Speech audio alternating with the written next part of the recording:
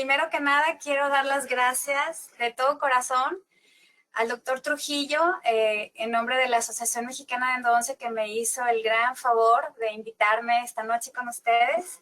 Les deseo paz y bien a todos.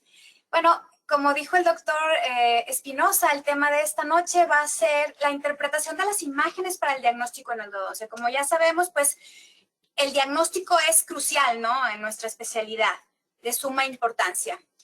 Esta soy yo, Alejandra Cantú. Vivo en la ciudad de Monterrey, Nuevo León, desde hace ya algunos años.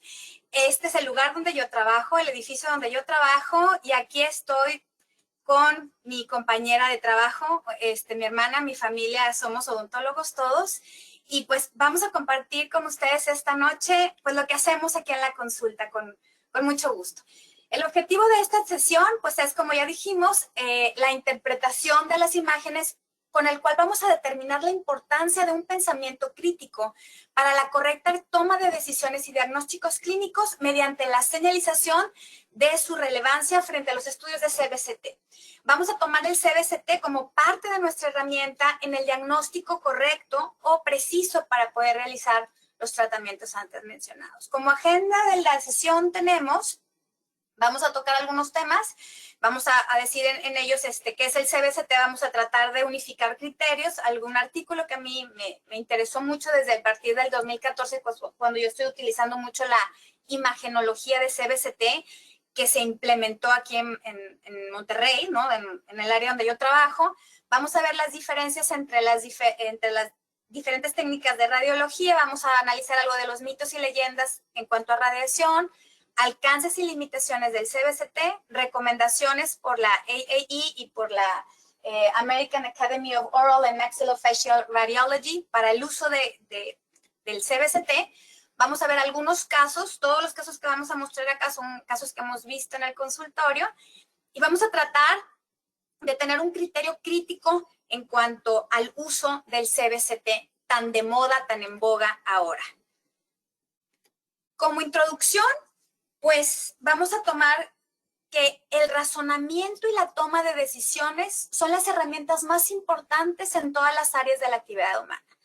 Dentro de la atención médica se crea la posibilidad de un diagnóstico correcto y la implementación para poder implementar un tratamiento y que sea adecuado.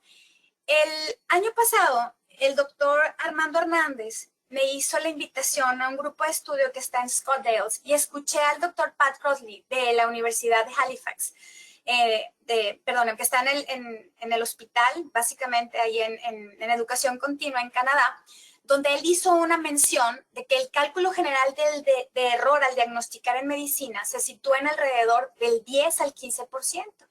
Y se estima que cada año ocurre entre 40,000 y 80,000 muertes, al menos en los Estados Unidos, solo en pacientes hospitalizados debido a un mal diagnóstico. Es por eso que es crucial el diagnosticar bien. Partiendo de qué es un CBCT, bueno, como ya lo saben, yo sé todos ustedes, la tecnología Combin utiliza un haz de radiación de forma cónica, la cual permite captar en un único barrido de 180 a 360 grados alrededor de la cabeza. Con esta aparatología, el haz de los rayos atraviesa el objeto del estudio, en este caso el paciente, el cual llega a un sensor. Estos sensores reconstruyen la información en forma matemática mediante un algoritmo, generando la imagen multiplanar, la cual se puede observar al cabo de segundos en una pantalla, ¿no? Entonces es mucho más rápido poder tener la imagen. El artículo que yo les menciono, que para mí fue como que un parteaguas, ¿no?, en la utilización del Combin cuando yo estaba dando literatura en la facultad, que es algo que le tengo mucho que agradecer a mi director, que él me hizo que tuviera yo que leer mucho, y es algo que en realidad aprecio bastante, porque el doctor hizo que yo me interesara, ¿no?, en leer y en actualizarme. Fue este artículo hecho entre uno de ellos, de los autores, es el doctor Plotino, donde se manejaban las pautas para la utilización del Combin, ¿no? Entonces aquí, por ejemplo, manejaba cómo en la examinación radiográfica era súper importante ver en los problemas endodónticos cómo el diagnóstico del tratamiento era relevante, la planeación y cómo llegar hasta una evolución favorable en los resultados. Y aquí mencionaba, pues, que la tipo de diagnóstico que nosotros teníamos en cuanto a imagenología, sin dejar de tener en cuenta, pues, las pruebas de sensibilidad, la utilización de la sonda, el preguntar al paciente, el desempacar la información del paciente, era pues la valoración radiográfica, y nosotros teníamos pues la valoración intraoral y la panorámica, la cual tiene limitantes inherentes porque hay una anatomía tridimensional en todos nuestros pacientes, y este tipo de radiología pues nos daba una proyección bidimensional, la cual nos acortaba mucho nuestra información. Entonces, vamos ahorita a ver las diferencias entre una radiografía convencional, tanto pues análoga como digital, y el uso de la tomografía de tercera dimensión. Como ya lo habíamos dicho antes, al menos cuando yo fui entrenada, ya hace 20 años, este año cumplo 20 años de ejercicio profesional en endodoncia, pues la radiografía análoga pues era un equipo económico, accesible, con una buena resolución y una fácil operación. Recuerdo en aquel entonces que estaba como que saliendo todo lo que vendría siendo la radiología digital, y había en la imagen que arrojaba los aparatos de radiología digital bastante alteración en los píxeles, y me acuerdo que decían en ese entonces, pero es que como que la radiografía no tiene tanta nitidez como la radiografía análoga. Entonces, para que vean los muchachos ahora que están pues graduándose, ¿no? O recién graduados, en aquellos entonces todavía la radiología digital no era tan precisa como lo es ahora, lo cual ya podemos ver con el paso del tiempo que pues hay una menos cantidad de radiación, pues no haces los procesos químicos del revelado, obtienes una rápida imagen en tu pantalla, se utiliza otra vez el dispositivo y pues almacenas todo en una memoria o en tu computadora o en el software donde lo tengas. ¿Vean? En cambio, por ejemplo, ahorita el uso del CBCT, de la tomografía, pues nos ayuda muchísimo más porque tenemos, por ejemplo, pues una dimensión tridimensional, donde ya hemos platicado que tenemos ahora, pues vemos el alto, el ancho y la profundidad. Tenemos una resolución muchísimo mejor para el diagnóstico y podemos tener varios tipos de campo de visión, que es el completo, el faciso-macial y el de endodoncia, que es el que nos compete a nosotros, donde podemos ver o analizar mejor la anatomía de los conductos radiculares, podemos tener una mejor imagen de una periodontitis periapical, podemos hacer unas valoraciones prequirúrgicas con muchísima más información, que dicen los estudios que tiene como un 70% más de información, un 70% más de información que una radiografía convencional, y podemos ver de igual manera complicaciones, que estas vendrán siendo posfracturas radiculares, reabsorciones, perforaciones, con lo que nos encontramos los endodoncistas.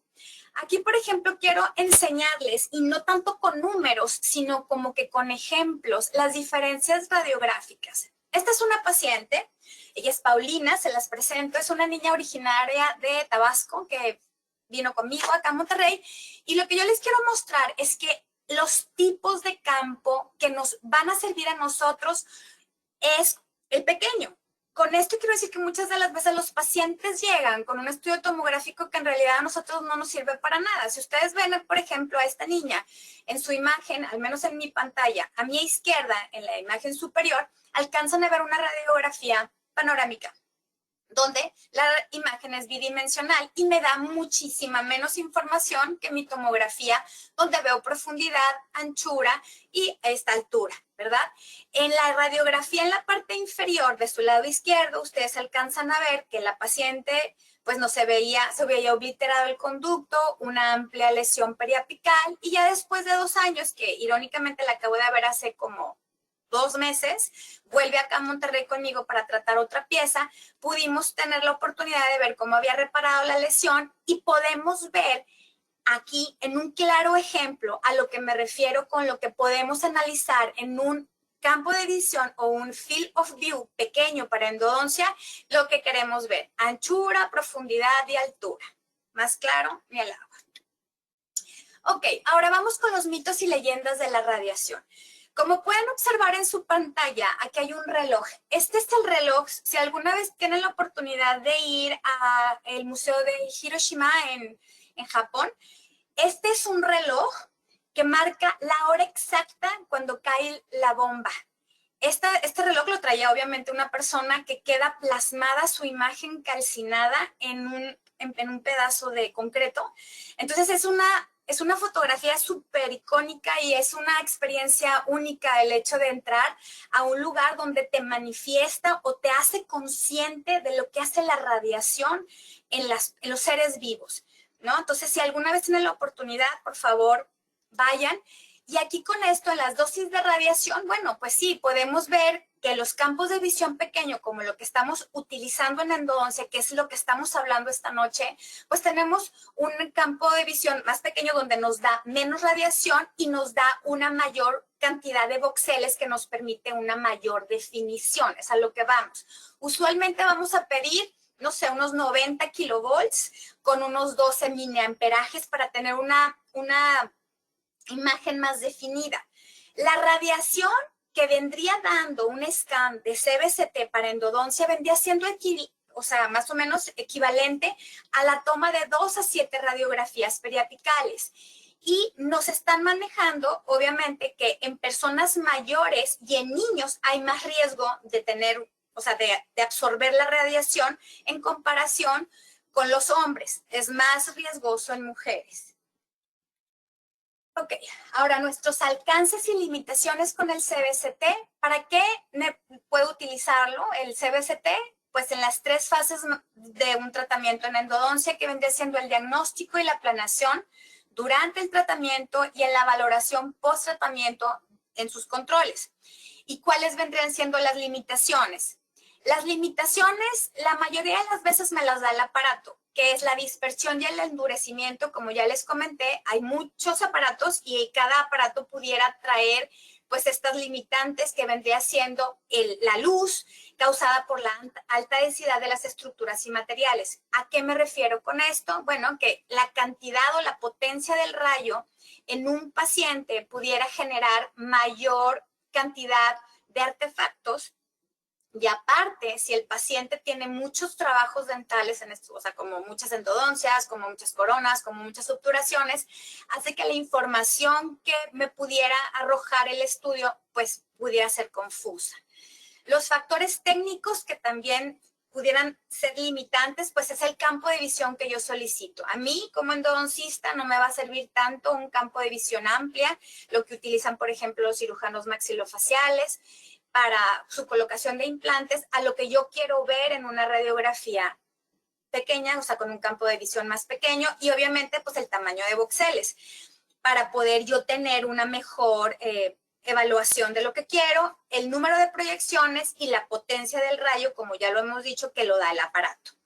También las limitantes con las que ya hemos platicado, pues es la radiación en niños, que aquí, por ejemplo, la American Association of Endodontics y la American Academy of Oral and Maxillofacial Radiology, ellos tienen una alianza impulsada por la Alliance of Radiation Safety in Pediatrics Imaging, por la cantidad de radiación a la que son expuestos los niños. Ahorita la American Association y la Academia también de Radiología Maxilofacial están buscando que no haya tanta radiación, porque pues ya sabemos que la radiación es acumulativa, por eso también en personas mayores que pudieran ser susceptibles a cáncer o en mujeres embarazadas, pues también se marca como una limitante. Vamos a repasar aquí las recomendaciones que nos hace la American Association of Endodontics junto con la American Academy of Oral and Maxillofacial Radiology. Ellos hicieron como unas pautas, como unas guidelines, donde te dicen cuándo usar y cuándo no, porque lo que están tratando de hacer es que no se abuse del uso de la tomografía. Y aquí, por ejemplo, una de las cosas que vienen marcando como recomendaciones, pues es la detección de lesiones periapicales, donde, por ejemplo, en una radiografía periapical normal, convencional, no se alcanza a ver la lesión y ustedes alcanzan a ver en el estudio tomográfico que marca a mi derecha, supongo que ustedes también en su pantalla, se alcanza a ver una lesión, donde el paciente, quien en este caso manifestaba un dolor, no tenía cambio de coloración. Sin embargo, viendo la información que la persona nos arrojaba, esa pieza había sido pues la había enlazado en su tratamiento de ortodoncia y esas son las consecuencias del tratamiento de ortodoncia. También nos lo recomiendan, por ejemplo, en la evaluación de la anatomía preoperatoria, básicamente en retratamientos. Como podemos ver aquí y nos marcan en algunas pautas de las recomendaciones que les comentaba, hechas por el doctor, uno de ellos es el doctor Mohamed Fayad de la Universidad de Chicago. Él, por ejemplo, aquí viene marcando que en los retratamientos donde hay material una sobreobturación, donde no hay una localización de los conductos, como pueden ver en el premolar, se alcanza a ver un poquito más definida la imagen. Voy a utilizar mi cursor, discúlpenme, aquí se alcanza a ver donde no está trabajado el conducto, pero obviamente, pues al poder tener un menor campo de visión, podemos ver aquí el conducto que no fue trabajado, se vio el conducto que sí trabajaron y aquí se alcanza a ver con mayor precisión el conducto que no fue localizado. Otra recomendación, pues es la detección de dientes agrietados o fracturas radiculares verticales, donde se recomienda que si el examen clínico y las radiografías intraorales bidimensionales, las periapicales normales, no son concluyentes en la detección de las fracturas radiculares, pues se puede utilizar. Hemos escuchado al menos algún par de veces a personas donde nos dicen cómo poder localizar una fractura en una tomografía que aún así es difícil. Si ustedes alcanzan a ver en su imagen a la derecha, en la parte inferior, donde hay una falta de continuidad del ligamento periodontal y aquí se alcanza a ver bien claramente, como me dijo la persona, el radiólogo, me dice, esta fractura está bastante fácil, doctora, de localizar. Aquí habíamos mandado a este paciente a tomar la tomografía porque, pues, si ustedes alcanzan a observar, tiene 2 restauraciones, un absceso bastante grande y lo que queremos checar en este caso era, pues, cuál era el origen, ¿no? Independientemente de que aquí fuera una lesión endoperio. Lo que nos marca muchas de la literatura es que cuando nosotros tenemos de 0.2 a 0.4 milímetros de medida de una fractura, de una fisura, la podemos detectar en una tomografía. Cuando son cracks es bien difícil. También nos la recomiendan durante la planeación de tratamientos quirúrgicos y no quirúrgicos, y aquí es una modalidad donde las imágenes, pues, son más precisas para el diagnóstico de las patologías endodónticas en comparación, como ya lo hemos hablado, con las radiografías periapicales convencionales. Muy recomendable durante la detección de defectos inflamatorios por reabsorción. En la localización y de diferenciación de defectos de reabsorción externos e internos y la detección de tratamientos y pronósticos. Este caso me lo mandó un cirujano maxilofacial. El paciente tuvo una pelea y el paciente, pues, estuvo inconsciente como 6 meses. Entonces, él vino después de 6 meses conmigo porque él me dijo, yo quiero que me digas con precisión que no voy a perder esos dientes. Entonces, yo mando a hacer una tomografía donde podemos ver aquí, y ustedes lo pueden ver también, pues una detección de las lesiones dentales traumáticas para poder dar un diagnóstico más certero o más preciso. Se alcanza a ver, pues, cómo lo ideal hubiese sido trabajar las piezas una semana después, y aquí pues ya se ve el defecto de la reabsorción, podemos ver la amplia reabsorción, lo delgado de las paredes, y pues no le pudimos garantizar que eso pudiese salir adelante si hiciéramos los tratamientos convencionales de endodoncia y no se activara una reabsorción. Bueno, vamos a hablar aquí, al menos, voy a tratar de mostrarles algunos de casos, porque hay muchos y no los quiero aturdir con tantas imágenes, donde que aún yo, después de haber trabajado desde el 2014, empezaba a trabajar desde el 2014 con mis pues, estudios de tomografía, que algunas cosas de ahorita ya puedo cambiar, ¿no? Porque esto es una curva de aprendizaje donde utilizábamos el CBCT, perdón. Y, por ejemplo, esta paciente es una muchacha que estaba a punto de casarse y me dice, Alejandra, ¿sabes qué? Ya me mandaron contigo y ya he tenido varios tratamientos de blanqueamiento y no logro blanquear este diente, yo me voy a casar y se me ve horrible mi diente amarillo y pues yo quiero, pues, ver qué me puedes ayudar. Entonces, pues platiqué con ella y le digo, tú no tienes ninguna sintomatología, tu motivo de consulta pues es que tú quieres quitar esa pigmentación de ese diente, pero tenemos mucho riesgo de poder perforar esta pieza. Me arriesgo, Alejandra, me arriesgo, es por mi mi propia decisión. Entonces, yo mando en aquel entonces a hacerle una tomografía. Aquí lo que yo básicamente quería pues encontrar era ver si tenía algo de luz en ese conducto, donde pues, había tenido el traumatismo por jugando tenis. Le había caído una raqueta, no había tenido fractura, sin embargo, después de años pues nos dimos cuenta que no había luz en ese conducto. Entonces, pues decidimos, viendo todas las cosas en contra, ¿no? Ella no se quería desgastar su pieza, al menos con una carilla o con una corona que se le había sugerido, porque pues ella decía, pues tendrían que ser, como dijo la rehabilitadora, de canino a canino, pues claro, con el uso del microscopio nos ayudamos a poder localizar el conducto, que si ahorita pues lo vemos con la endodoncia guiada, pues hay un gran desgaste, ¿no? En comparación con lo que ahorita se está utilizando. Y pues, gracias a Dios, que es dentro de una de las recomendaciones que nos dice la AAE y la AAOMR, pues vimos la obturación, que es también alguna de las guidelines donde se puede utilizar el uso de la tomografía, donde queríamos corroborar, en este caso, si había sido la obturación hecha de manera correcta, centrada, sin haber desviado. Si ustedes se fijan, hay un desgaste en el borde incisal, que pues es la manera de poderlo encontrar de la manera convencional y con ultrasonido. Ahí se alcanza a ver pues en el centro. Y lo que yo quería ver también es qué tanta estructura a nivel cervical pudiera haber, si había estructura dañada o que al momento de que hacer el blanqueamiento pudiese dañarse, porque eso es lo que hemos visto ya con los años. Si se fijan, miren, tenía buen espacio. Ya con los años hemos aprendido que muchas de las veces que nos mandan a hacer blanqueamientos, o sea, tratamientos, y que vemos los cuellos muy débiles, mejor no nos metemos en ese tema, porque eso hace mucho la cuestión de poder tener una reabsorción interna, y luego un fracaso, y pues no queremos llegar a eso.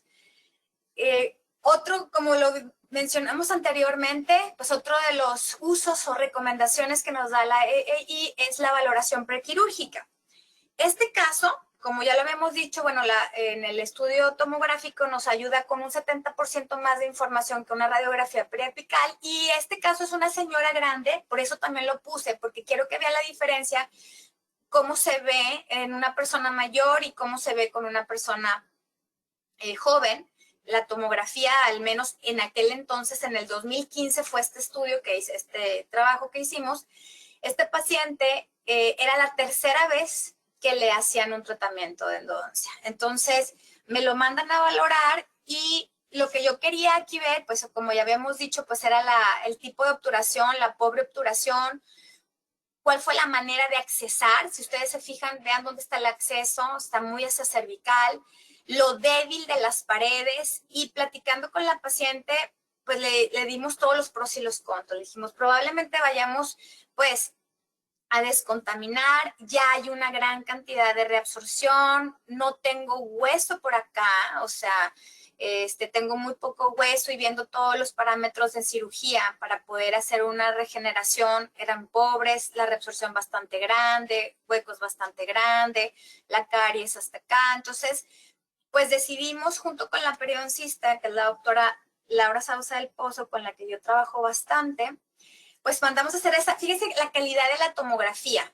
cómo el hueso más trabeculado se ve, se alcanza a ver pues la gran cavidad, el gran defecto, toda la pérdida de hueso, básicamente solo tenemos hueso en esta zona.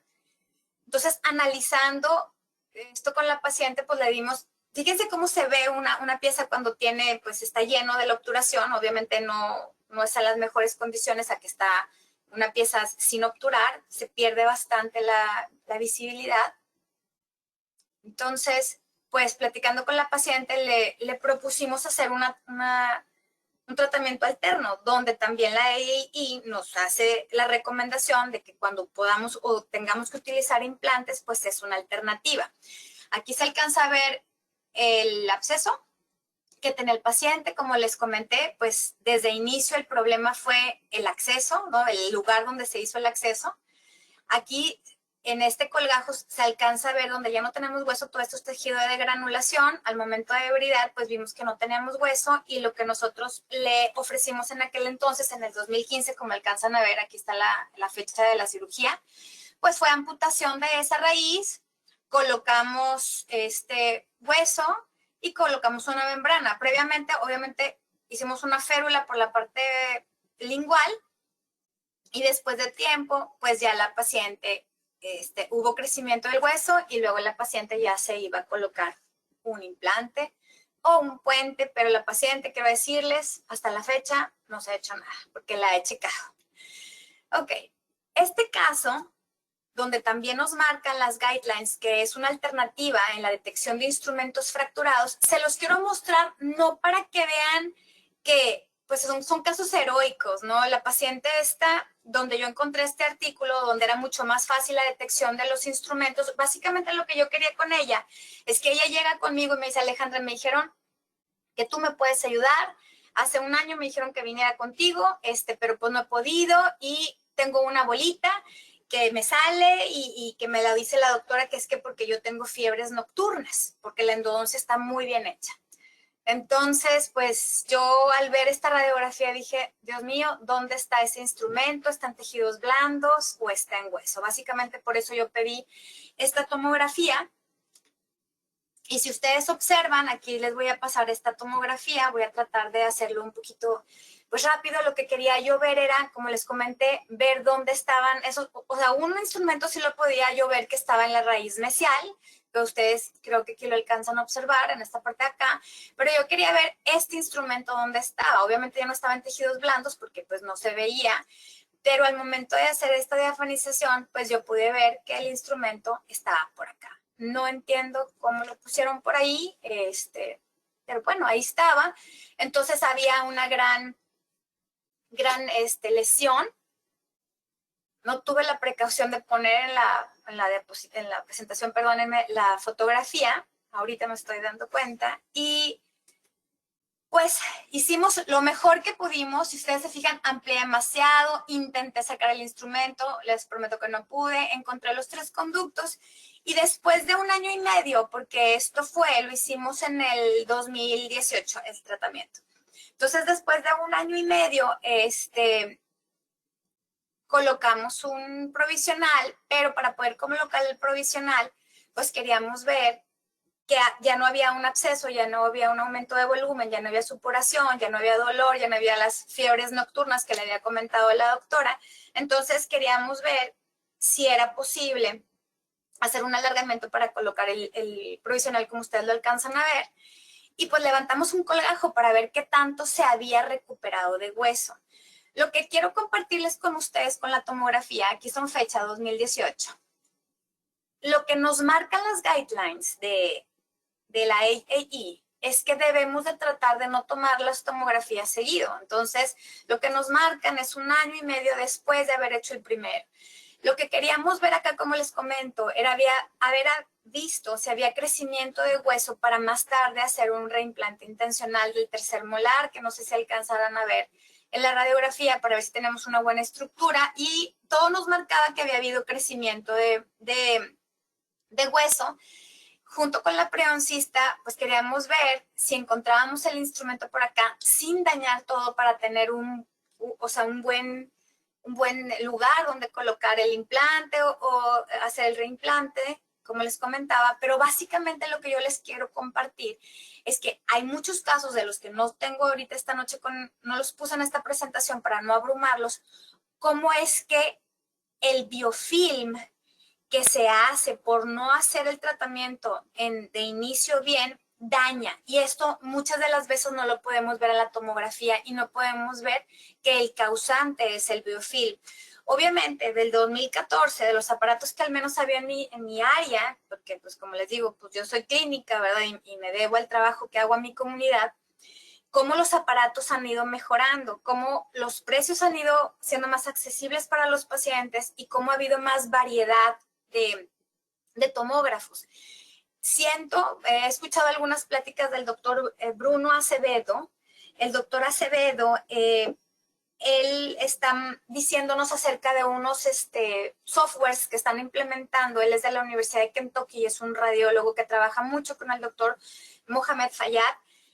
Que el doctor Fayad, que fue el que hizo los guidelines, ¿no? Estos que da la Asociación Americana de Endodoncia, donde ellos están tratando de ver de qué manera podemos localizar cosas que no son, o identificar, perdón, cosas que no son tan fáciles de identificar en la tomografía, como son, les digo, el biofilm, porque hay algunos casos que yo tengo donde después de 1 año y medio, 2, no veo una mejoría, entonces levantamos colgajo y vemos la cantidad de biofilm que hay ahí y qué es lo que hace que haya el fracaso en los tratamientos.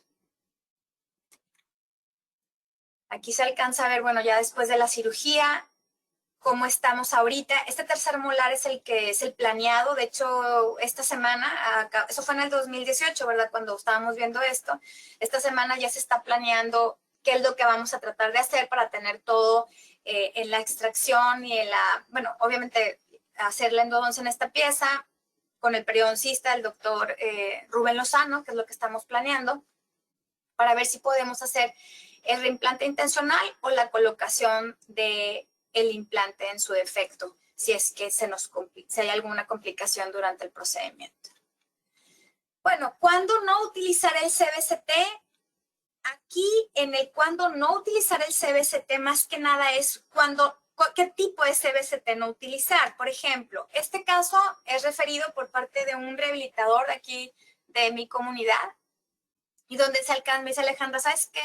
Te voy a mandar a una paciente. La paciente viene con un combin que a mí, pues, en el área de la endodoncia, que vendrían cubriendo 3 dientes, es mucho para mí, pero bueno, ya paciente ya llegó con esta información, donde se alcanza a detectar el conducto, ¿no? El conducto no trabajado. Mucha gente me puede haber dicho, bueno, pues puedes hacer una apicectomía y se resuelve el problema, pero si voy a dejar el canal todo contaminado, aunque sea una mínima invasión, aunque sea súper precisa, pues todas las bacterias van a quedar alojadas en ese conducto. Entonces, bueno, procedimos a hacer la trepanación a través de la corona.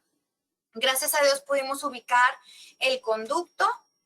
Y pues sí, o sea, la reconstrucción del CBCT es importante en la evaluación de las raíces de dientes dilacerados, donde la anatomía puede ser visualizada en una tercera dimensión donde antes no la veíamos, como lo vimos acá. Ya vimos la reparación hecha, pues no sé, en unos 6 meses aproximadamente, y después de 2 años yo le pedí a la paciente, ahora sí, una tomografía como la que nosotros necesitamos, una tomografía para endodoncia, donde pudimos ver la cicatrización del hueso, ¿sí?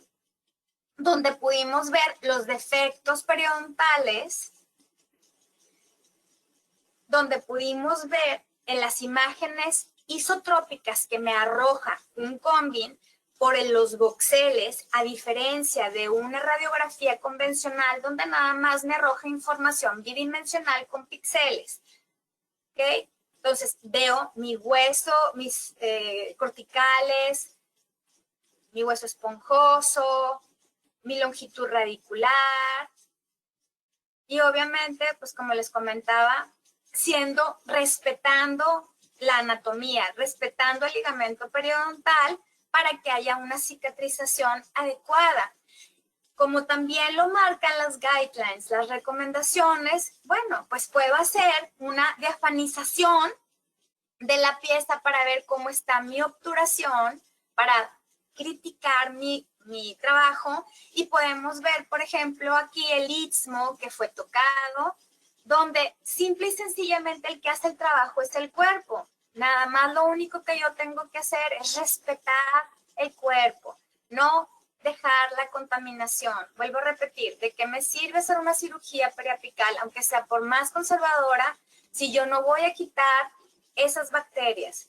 Yo lo único que necesito es bajar la carga bacteriana para que el cuerpo haga su trabajo, ¿sí? Ahí se ve el espacio del poste porque el doctor volvió a colocar otro poste, o sea, tiene 2 postes esa pieza, y ahí se alcanza a ver dónde el material, pues está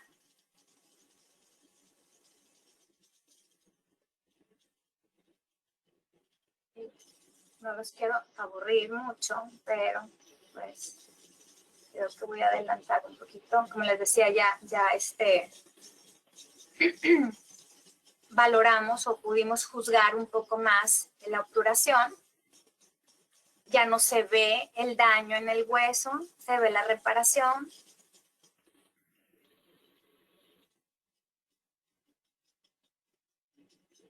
Okay. Y vamos a ver ahí también qué tanta destrucción de las paredes. Como les dije, es la misma corona, solamente hicimos la trepanación a través de la corona. Obviamente todo esto es con uso de microscopio, no estamos hablando de microscopios esta noche, más sin embargo, pues es una herramienta bien importante para nosotros. No nada más el microscopio, sino la magnificación. Me refiero a las lupas o pues, lo que tengamos acceso a en nuestras consultas. Okay. Voy a adelantar un poquito este video para no aturdirlos tanto y no cansarlos, no es mi objetivo. Y yo quiero que sea esto más didáctico, más dinámico. Ok, en este caso, porque cuando no también, ahorita van a ver por qué, esta paciente llega conmigo y me dice, ella llegó con un estudio de tomografía, porque la persona que la envió conmigo era una dentista que me escuchó en alguna parte. Entonces, esta persona, esta dentista, que era a su vez la paciente de ella, entonces dice, ¿sabes qué? Tómate una tomografía total, así, y vas con esta doctora. Aquí lo que queremos ver es la identificación labial, así como la lingual de perforaciones. Es un reto en la superposición de las imágenes. Hemos visto en 1000 cantidades de estudios que muchísimo más predecible encontrar una perforación en una tomografía que en una radiografía convencional. Ahorita les voy a decir por qué para mí era esto demasiado obvio y por qué va dentro de lo que no, pero déjenme les muestro. Esta es la tomografía que la paciente trajo antes de que yo hiciera la valoración. Obviamente, pues esto requiere una curva de aprendizaje y requiere que te tomes tu tiempo, que analices los casos y podemos ver aquí pues cómo la persona, el operador, pues se fue desviando un poquito más. Siento que ahorita vivimos en una época con muchísimas ventajas, desde la imagenología, desde el hecho de poder platicar con los pacientes y sacarle la información que ellos nos van a dar para nuestros diagnósticos, hasta los instrumentos que vamos a utilizar. Aquí se alcanza a ver donde fue sobreinstrumentada esta pieza, donde el material fue, o sea, se extruyó la gutapercha y la paciente, ahí se alcanza a ver la gutapercha, no sé si la alcanzan ustedes a observar, aquí está la raíz, el ápice, ¿no? Y la paciente, ella me comentaba que había ido 5 veces con el doctor y que le decía que su endodoncia estaba bien. ¿Por qué? Porque cuando ella llegaba a decirles, es que yo siento una bolita, yo tengo una bolita, yo tengo una bolita, pues el doctor no sé si no veía o pensaba que un absceso, porque inclusive me dice que le dio antibiótico un par de veces, pues el doctor probablemente no, pues no tuvo esta visión, ¿no? De que pues esta bolita para mí en lo particular pues era material, era la gutapercha, y para mí en el 2017, les estoy mostrando casos viejos para que haya una evolución y que vean pues, que salen avante estos casos, donde así se ve la gutapercha de fuera. Hicimos una pequeña incisión, simplemente quitamos el ápice. Para mí no era necesario la tomografía, sin embargo, pues bueno. Entonces aquí se hace ya el corte, se coloca hueso, membrana, se cierra y este es un control. Ya, la semana antepasada. Ok, entonces lo que estamos invitando a hacer es el uso de un pensamiento crítico. Me encanta este capítulo de Don Quijote, si no mal recuerdo es el capítulo 18, donde el Quijote tiene una batalla campal y tiene esta batalla donde lo golpean, entonces le dice a Sancho Panza que lo explore, ¿no? Porque estaba toda su boca llena de sangre y le dice Sancho Panza, pues no tienes ningún diente. Y dice Don Quijote, sin ventura yo, ¿qué más quisiera que me hubieran derribado un brazo, como no fuera el de la espada? Porque te hago saber, Sancho, que la boca sin muelas es como molino sin piedra y en mucho más se ha de estimar un diente que un diamante. Frase célebre del Quijote, donde en el Quijote de Cervantes se maneja bastante el tema de la higiene bucal. O sea, es algo que yo digo, cómo la gente ahora prefiere comprarse un bolso o prefiere irse de viaje y no mantener su integridad física. Si una persona supiese lo que cuesta una pieza, trataría de salvarla a toda costa. Este caso, donde también nos marcan la reabsorción, es un caso bien importante para mí, igual de mis primeros casos de Combin. Esta paciente me la refiere un cirujano maxilofacial de aquí, del edificio donde yo trabajo, y era una niña, que estaba apenas empezando su primer año de medicina. Ella había tenido un aumento de mentón, entonces, al hacerle el aumento de mentón, ustedes alcanzan a ver pues todos los tornillos que hay acá. Ella me decía, ¿sabes qué, Alejandra? Cuando ya llevo 3 semanas que se me inflama y se me desinflama. Se me inflama y se me desinflama mi lado izquierdo, pero el problema con esta niña era que al haber tenido su cirugía ortognática, ella no tenía sensibilidad. Tú la podías percutir, le podías poner el frío, le podías sondear y ella no sentía absolutamente nada, porque obviamente con el tratamiento de su cirugía, pues se habían pues roto todas las inervaciones y tal, ¿no? Entonces, bueno, pues mandamos a hacer un Combin aquí, donde sí es necesario el uso de la tomografía, donde en realidad no había más que, yo quería saber si los tornillos no eran los que me estaban haciendo el problema o si había un rechazo, ¿no?, a la prótesis que había colocado para poderme dar alguna idea en cómo iba a tratar yo a este paciente, porque la radiografía convencional pues no me arrojaba mucha más información. Ahí se ve la colocación de los tornillos bastante alejada de los ápices de las raíces, más sin embargo alcanzo a ver ahí un defecto, no sé si lo alcanzan a notar. Yo decía, bueno, pues ha de haber sido el tornillo, pero no, era un defecto que obviamente, pues por la agresión que sintió el cuerpo, pues hubo una reacción. Y después de analizar y dar un poquito más de preguntas a esta persona, pues en los cortes me marcaban a mí pues una reabsorción por aquí, una reabsorción por acá. Esto hicimos una segmentación, o sea, separamos todos los demás dientes de él y aquí se alcanzaba a ver claramente pues la reabsorción. Entonces decidimos entrar a trabajar sobre esa pieza. Como les vuelvo a repetir, las pruebas de vitalidad no nos arrojaban, o de sensibilidad no nos arrojaban nada, porque pues la paciente no tenía ningún tipo de sensibilidad, de sensación, de vida por ahí, por su misma cirugía ortognática. Se veía bastante bien la luz del conducto. Obviamente en la radiografía preapical se veía al principio como que en la cámara pulpar un poquito obliterado, sin embargo sí teníamos luz, entonces todo esto para ver la planeación del tratamiento y ver con qué nos podíamos enfrentar, ¿no? Entonces aquí hay estas situaciones. Ok, y este es el caso de ella. Aquí están sus radiografías de controles.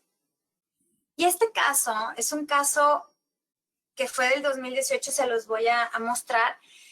Esta paciente llega conmigo y me dice, mira, Alejandra, la semana pasada a mi muy amiga X, no recuerdo su nombre, pues fíjate que le tuvieron que sacar 2 dientes y yo no me quiero enfrentar con esa idea y yo estoy segura que yo tengo un agujero en este diente y a mí me duele y yo voy a perder ese diente como mi amiga y pobre de ti que me vaya a ir como mi amiga, etcétera, etcétera. Entonces, yo tomaba radiografías de esta pieza, yo hacía pruebas de vitalidad y en realidad yo no encontraba ninguna sintomatología que a mí me arrojara pues algo que necesitáramos algún tratamiento pulpar, ¿no? O sea, que necesitábamos alguna intervención.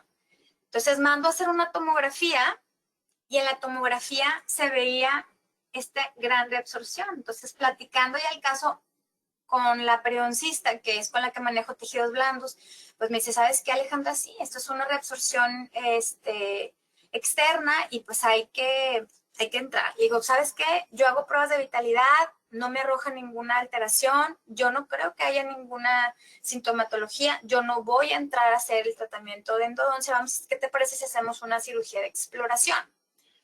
Entonces, pues sí, encontramos este artículo que muy amablemente me pasó el doctor Rubén Lozano, un periodoncista muy amigo, donde aunque son poquitos, existen los grooves o los surcos vestibulares, donde vienen arrojados en la literatura, perdóname, hay algunos más marcados que otros. Sin embargo, con lo que quiero llevar todo esto es que no nos podemos ir simplemente a las imágenes tomográficas, ni radiográficas, porque aunque aquí no puse la radiografía, se alcanzaba a ver pues una zona ligeramente pues como de una radiolucidez. Sin embargo, si no tomamos en cuenta la sintomatología del paciente, si no hacemos pruebas de percusión, si no sondeamos, nos podemos ir a hacer un tratamiento de endodoncia, inclusive podemos sacar esa pieza y colocar un implante. No nos podemos ir nada más a arrojar a decir que es una reabsorción sin estar seguros. Levantamos el colgajo y ustedes alcanzan a ver, aquí está el surco vestibular. Me he encontrado con muchos surcos palatinos, pero vestibulares no. Ok. Lo último que les quiero ir platicando, pues que la moda de la tecnología, ¿no? Es una moda. Ahorita yo me fijo en redes sociales para ver una lesión, híjole, hay que tomar un Combin y no sabemos toda la contaminación que estamos arrojando a un paciente. Hay veces que yo digo, ¿cómo es posible que no quieras tomar una radiografía preapical? Porque pues te da flojera, ¿verdad? Te da pereza, pero sí le mandas a un paciente a hacer una tomografía. Entonces, no me queda muy claro. La tecnología no te hace un buen clínico, sino el saber interpretar y analizar la información. Existe una curva de aprendizaje en la tecnología. Créanme que estos videos que yo se los paso rápido porque no quiero que se aburran con lo que yo les digo, son horas de trabajo, son mucho tiempo, me traté de ir a mis casos más antiguos para enseñarle la evolución. Sin embargo, ¿qué es lo que estamos buscando en una tomografía? Muchas de las veces yo quiero buscar el hilo negro y no, simplemente me tengo que sentar. La tecnología es engañosa. Si en realidad no es necesario, primero hay que pensar y analizar, hay que sentarte con el paciente como lo dijimos al principio y eso es que te va a dar la información. Hay que desempacar, como una vez me dijo alguien, la información que te da el paciente. Muchas de las veces ni siquiera los dolores son de origen odontogénico. Muchísimas de las veces son dolores musculares que no son bien detectados porque no sabemos utilizar el uso de guardas o de relajantes. Nuestro objetivo, como dijo el doctor Mario Zuolo en alguna plática que tuve con él, es el de conservar el diente. Un endodoncista ve la belleza interna de una pieza, es lo que enamora realmente. Probablemente a mucha gente no nos tome tan en cuenta los endodoncistas, sin embargo, si somos bien tomados en cuenta, si nos respetaran, las endodoncias no fracasarán tanto. El doctor Shannon Patel, en una de sus múltiples investigaciones de tomografía, que él maneja mucho la tomografía, hay un artículo, me estoy desviando un poquito por lo mismo de la tecnología, donde él dice que antes no veía tantas lesiones en una radiografía preapical como en las tomografías, pero en otro estudio que él saca de ese mismo, él estudia los guantes de los operadores y él estudia las losetas y él estudia, o sea, las puntas de papel y las puntas de gutapercha y todo, y se da cuenta de la gran cantidad de bacterias que nosotros hacemos, que nosotros hacemos una inoculación a los pacientes. Nosotros somos los que estamos contaminando a los mismos pacientes. En alguna plática que tuve con el doctor Silva Herzog, el doctor me dijo, al principio cuando la endodoncia no era tan vista como una especialidad, había filas en los auditorios para poder entrar. Y ahora tan prostituida la endodoncia, donde tenemos que ir a trabajar, a pedir que nos den trabajo de consultorio en consultorio. Si fuéramos un poquito más dignificados en nuestro trabajo, la endodoncia sería más predecible porque le daríamos la importancia que da a nosotros mismos. El hecho que dice Shannon Patel de que tú te pares a tomar una radiografía, ya hay una gran cantidad de probabilidades de que tú vas a provocar una contaminación cruzada. Como lo dijo en el último punto, hace un par de días leí un artículo en Dentistry Today del doctor John West, que dice que el problema de los dentistas es que no visualizamos el final de los tratamientos. ¿A dónde quieres llegar con él? No los estamos planeando. Y hay que ir un paso más adelante a lo que debemos de llegar. Tenemos que pensar fuera de la caja. Eso dice el doctor. You have to think out of the box. Y sí es cierto, o sea, sí hay muchas alternativas, sí hay muchas soluciones, sin embargo tenemos que volver a lo básico. Sí, la tecnología es una maravilla, pero si no tenemos las herramientas, por eso repetimos los errores.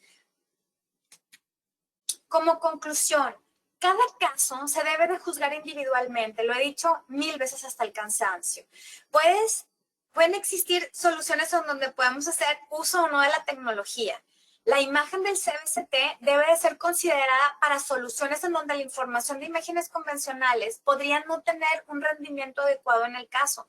Tenemos que tener en cuenta que nuestra arma de primer uso es la radiografía de los consultorios, ¿no? De hecho, se está viendo la posibilidad de no abusar, como les digo, en la Asociación Americana de Endodoncia, de no abusar del uso de la tomografía. Yo sé que muchas de las veces estos aparatos son tan caros que las personas que los compran, pues obviamente quieren que haya más estudios tomográficos. Sin embargo, estamos contaminando demasiado a los pacientes y más a los niños. Por eso, estas alianzas que hay.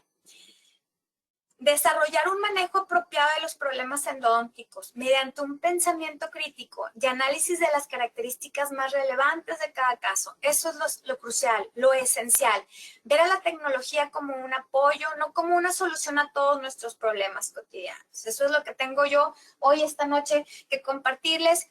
Y pues muchísimas gracias por haber estado conmigo. Les mando un abrazo y pues quedo a sus órdenes.